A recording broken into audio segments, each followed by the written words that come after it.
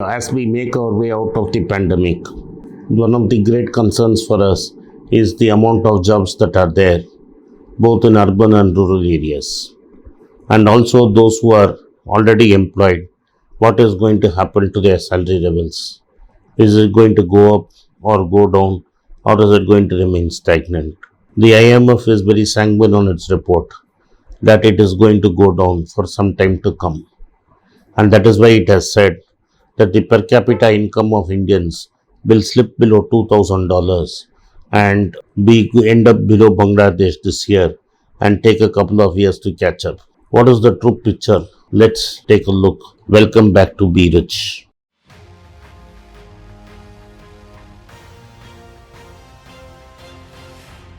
What the IMF report says is that India is going to decline by double digit this year. The RBI and yesterday the finance minister, without alluding to the number, agreed in passing that Reserve Bank figures are going to be true. If this is true, that means there is going to be a big drop in income for most people in this country. This fall is going to be uneven. RBI did a survey of 2,531 listed companies and found out that salary and costs are going to come down between 3.5 to 5% on an average. But like I said in several places, these averages hide a lot. This cut is uneven. In case of IT and IT services, the results have been splendid, and so salary cuts will be reversed, and in fact there may be increases even this year. On the other extreme is manufacturing, where there is a 10% cut in salaries and there is no hope of salary coming back to normal these levels. Even worse are non-IT services, which is basically hotel industry, tourism, travel, art, entertainment industry, categories like event management, which are going to take a big hit in salary. There, it's estimated the cuts could be even steeper and more than 10% at cases. Media is also taking a big hit. What does this imply? This implies that large sections of our society in the formal sector will have more than 5 to 10% cut in salaries. Inflation for this year, except 1 month, has been above 6% and is continuously rising in spite of several assurances given by the Reserve Bank Governor Shaktikanta Das. It is now certain that inflation for this year is going to be above 6% and will be similar next year. If you count for inflation, IMF report says that the third year the salaries will become normal can extend to at least 5 to 6 years. That means 6 years in a working career of 40 years is lost. That is, for 10% of their work life, most Indians in formal jobs are not going to have salary rises. If you factor in inflation, there is going to be negative salaries. It is anybody's guess that in 5 years will things normalize, because most people who are old like me in their 50s will be sacrificed for people like me will be at higher costs, and their skills can be replaced by younger people at lower costs as companies turn aggressive to become more profitable. This is going to have a heavy repercussions in the Indian economy. It is fair to assume that for the next 5 years, even rural India is going to pay a price. Though rural India immediately shot up due to incentives given to farmers and Manrega, the recent data shows that even after harvest is over, demand for Manrega jobs is high. Normally after July, demand for Manrega jobs will drop. But even in September and October, we have had 70 to 76% growth in Manrega demands, which means that job demands in rural area is also very bad.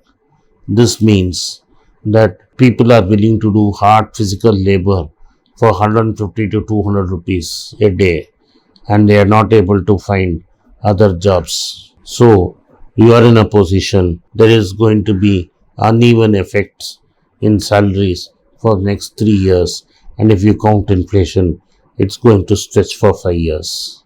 How does this affect our economy? It affects our economy in several patterns. First, let us look at consumption. For consumption is what drives India. Two effects are going to take place. Like TN9 said, there's a K-shaped recovery. Those who are in a strong position are getting stronger and stronger with lower taxes given to their tax shields.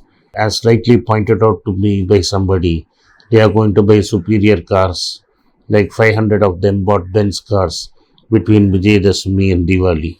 But then, for the vast majority of us, what is going to happen is there is going to be downgrade in consumption. We are going to use economy packs, cheaper brands, and at times move to non-branded items. This is going to have a long-term impact in consumption growth and can be seen from figures in FMCG, especially in the premium brands. People are going to cut their spending there and spend more where safety and hygiene and health are concerned. If their safety, hygiene, and health are taken care, they are going to spend even less. So, what does this mean? George Soros wrote a Reagan's Imperial Circle. We have an Imperial Circle here, which says that stagnating income equals lower consumption. Lower income consumption means lower investments. Lower investment in turn means lower jobs and lower incomes. Lower jobs and lower incomes will mean further effect in consumption. Even before this pandemic, our growth was slowing, our consumption was sinking. The pandemic has just accentuated the issue and given an excuse to everybody. We seem to be in a negative feedback loop, making things worse. How are we going to solve this problem? That is the $1,000,000 question, and nobody in the ruling party or its advisors seem to have an idea. For me, the last guarantor is the sovereign. Unless sovereign guarantees loans to small business, handholds them, and sovereign transfers money directly into accounts of people, you are not going to reverse this trend. We are going to get from bad to worse. We are going to jump from the frying pan to fire. This is what these surveys are telling me. The repercussions of this are going to be social. Between 2004 and 2015, easy home loans, low real estate prices mean millions of people got out of poverty, got out of the lower income trap, bought houses cheap. So this created millions of jobs in services industries. Even before this pandemic hit, house prices have been stagnant. This means house prices are going to hurt even more than normal. What I will make sure lower income means more people cannot but afford to buy houses because the upper middle class and the rich already own assets, and in an inflationary spiral the assets get more tough, more pricey. It forms a negative feedback loop. Those already having assets will get more wealthier, and those who are poor cannot acquire the wealth will suffer even more. This loop needs to be broken, otherwise, this will lead to social discord and discord among families when one sibling may be doing very well and the other sibling very badly. We need to avoid this. Only the sovereign can do it. Let's hope there is some sense at the top. Thank you for watching, Be Rich. If you like this video, press the subscribe button of my channel, hit the like button and turn on the bell notification. If you use Kindle, you can buy the book using the Kindle link given below. If you want a hard copy, send a message to the WhatsApp number given below and my team would get in touch with you. At the very end, if you want to get in touch with me, please send a mail to berichenglish@gmail.com. I am grateful for your support of Be Rich.